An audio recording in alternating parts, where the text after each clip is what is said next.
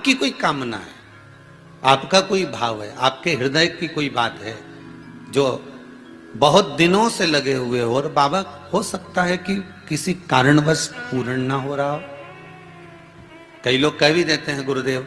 कोई कोई कहते हैं, जैसे आज कोई कह रही थी बच्ची की मैंने शिव महापुराण में पशुपति व्रत सुना और उसको करा, उसका लाभ मुझे मिला। मेरे पति ने भी करा, उसका भी लाभ मुझे मिला। पर एक काम गुरुदेव ऐसा अटका हुआ है कि वो काम हम करना चाह रहे हैं, व्रत भी कर लिया, अनुष्ठान भी कर लिया, पर फिर भी वो व्रत के कारणवश भी वो कार्य नहीं हो रहा। तो समझना कि कोई कार्य बड़ा भारी होगा और बाबा उसको कर नहीं रहा है, या कोई काम अटक रहा है। तो हमने पहले भी कहा, ये बीच की जो पत्ती है ये देव अधिदेव महादेव है, ये ब्रह्मा, ये विष्णु है। इन दोनों पत्ती के मिलन से लेकर इस पत्ती के बीच की जो डंडी है, ये नीचे की डंडी का वर्णन नहीं कर रहे हैं, इन दोनों पत्तियों के बीच में जो डंडी है बची हुई,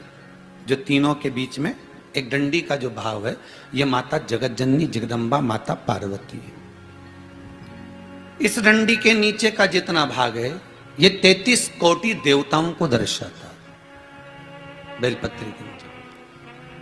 पिछले वर्ष की श्रावण की कथा यदि आप निकालेंगे और उसको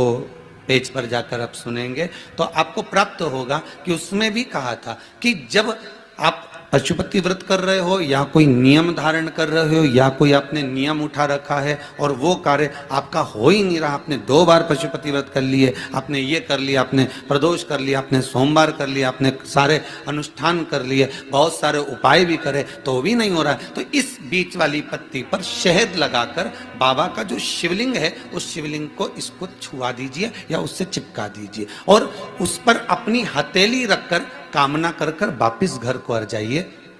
बाबा आपकी वो मुराद शीघ्र 3 महीने के अंदर पूरा कर ही देता है। ये पक्ष